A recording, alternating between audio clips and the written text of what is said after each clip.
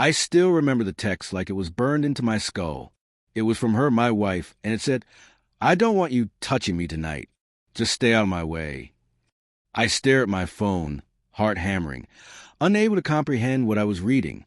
We were supposed to go to her company's annual gala, a night she had been planning for months, a night we were supposed to shine together. And here she was pushing me away before we even got out of the door. At first, I tried to shrug it off. Maybe she was tired, maybe stressed. But as soon as we got there, the tension between us was tangible. The music was soft, the crowd buzzing, glasses clinking. And she floated to the room with her usual charm, but every glance toward me was sharp, distant, dismissive. I felt invisible, like a ghost in the space we once shared. I remember standing at the edge of the dance floor, her hand brushing mine, almost, but she pulled back. The urge to reach out was overwhelming, but I stopped myself. I refused to dance. Not because I wanted to make a scene, but because something inside me snapped.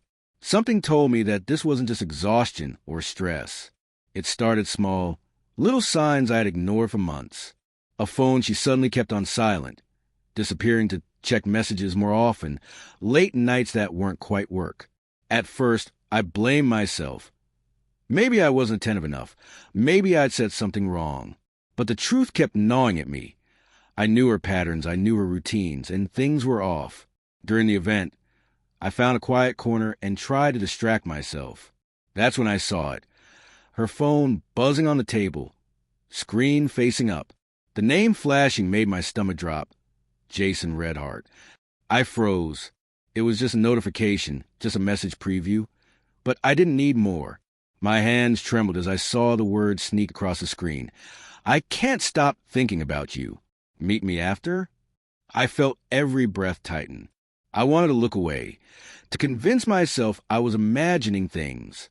But deep down, I already knew. I left the dance floor, my stomach twisting, and confronted her in the quiet hall outside. She was startled, defensive at first. "Who's Jason?" I asked, voice shaking. Her eyes widened, not in shock, but in guilt. She tried to deflect, to laugh it off, but I saw the truth in the way her shoulders sagged, in the way her hands fumbled. The confession came out in pieces, half apologies, half excuses. She said it started months ago, that she didn't know how to stop it, that she wasn't happy, but didn't want to hurt me. I felt like the ground had been ripped from under me. Everything I believed about us, the late-night talks, the quiet mornings, the small ways she used to care, suddenly felt like memories from someone else's life. I questioned myself over and over. Did I miss signs? Was I blind? But the betrayal wasn't in what I did or didn't do. It was in her choices. We sat in silence what felt like hours, the distant music of the gala a mocking soundtrack. I thought about all the times I had reached for her, and she had pulled away, all the moments I had assumed she was tired, when in reality, her mind was somewhere else. My chest ached with grief, but underneath it was something sharper. Clarity. I could see her for who she really was at that moment, and I knew I deserved better. I didn't yell. I didn't scream. I just walked away. The decision wasn't about revenge or pride. It was about preserving what little dignity I had left. I left the gala alone, the night air cold against my skin, and I let the city hum around me. Every step I took felt like shedding a layer of the pain, even though the ache lingered. Weeks later, she tried to reach out, offering explanations, apologies, promises.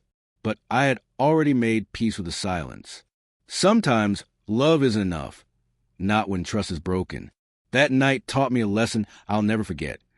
Recognizing betrayal doesn't always come with fireworks or confrontation. Sometimes it comes in quiet, aching clarity, and the courage to walk away before you lose yourself completely.